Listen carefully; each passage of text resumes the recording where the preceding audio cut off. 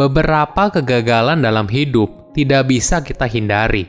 Namun, kita harus cukup dewasa untuk bertanggung jawab atas hidup yang kita jalani.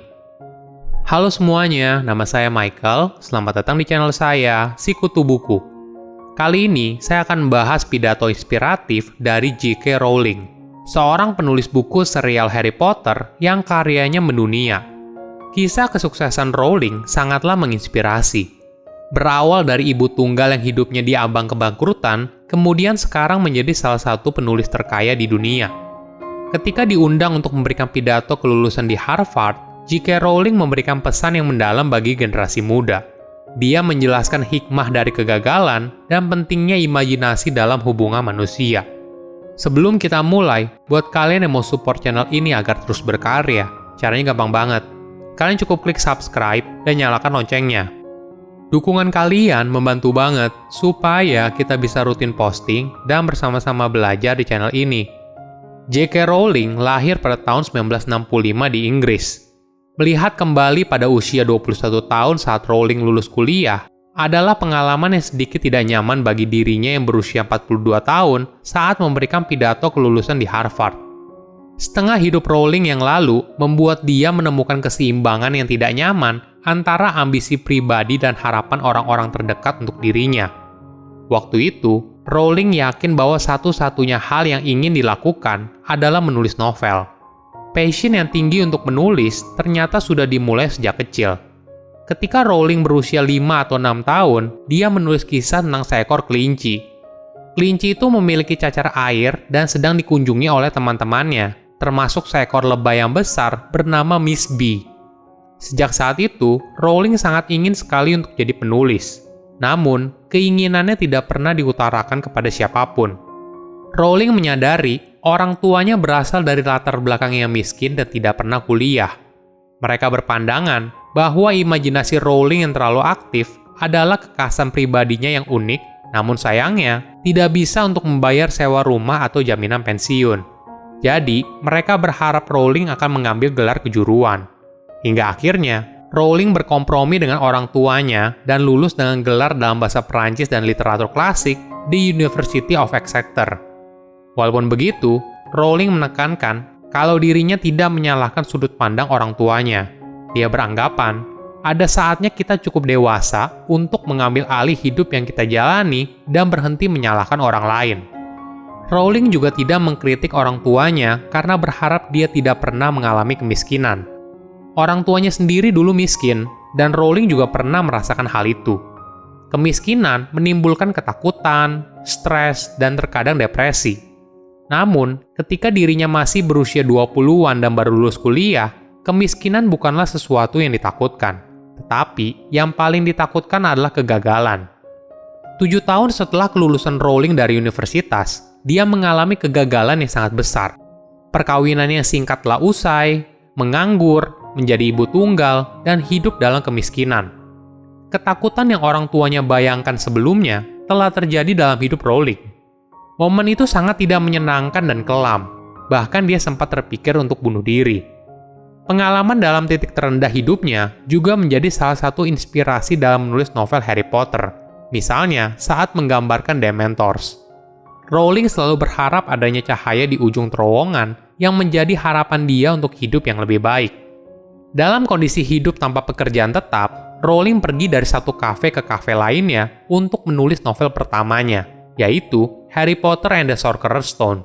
Terkadang, dia mengajak putrinya untuk ikut menemani dia sambil tidur di sebelahnya. Rowling pun hidup hanya dengan bantuan sosial dari pemerintah.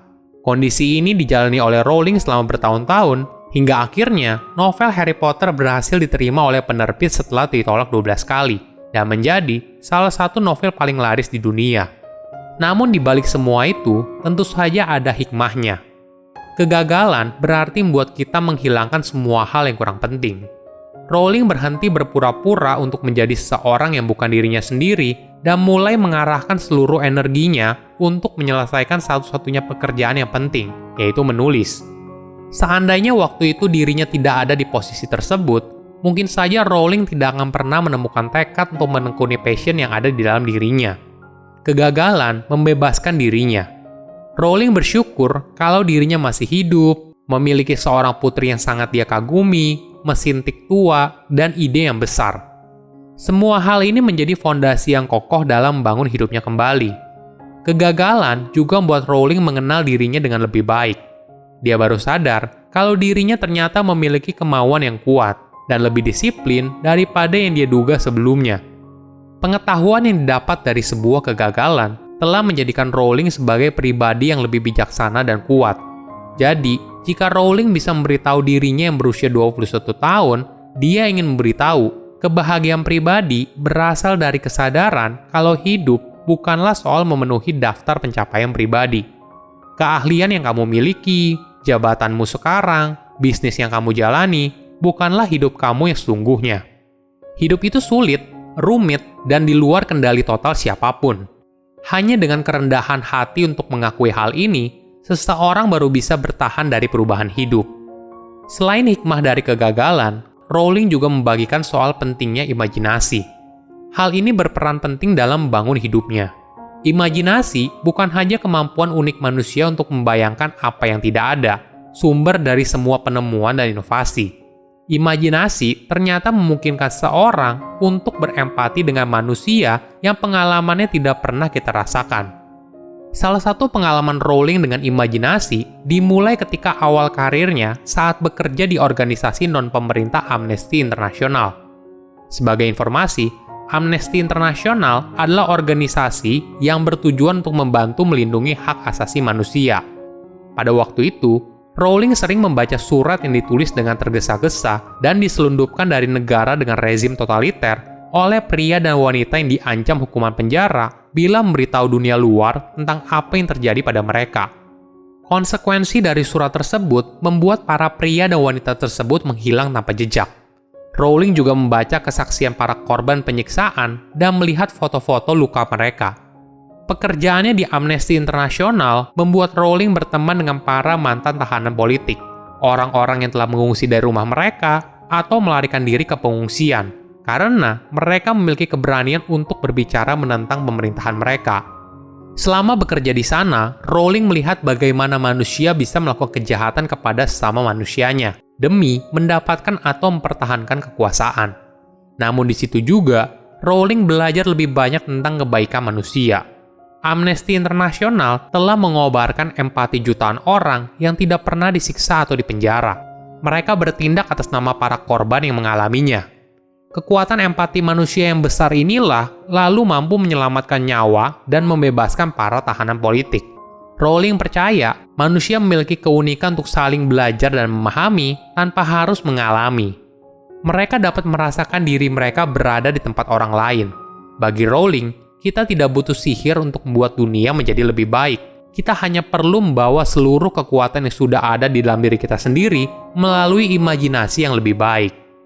Kebahagiaan bisa ditemukan bahkan di masa paling kelam sekalipun, jika seseorang ingat caranya untuk menyalakan lampu. Silahkan komen di kolom komentar pelajaran apa yang kalian dapat ketika tahu informasi ini. Selain itu, komen juga mau tahu informasi apa lagi yang saya review di video berikutnya. Saya undur diri, jangan lupa subscribe channel YouTube Sikutu Buku. Bye-bye.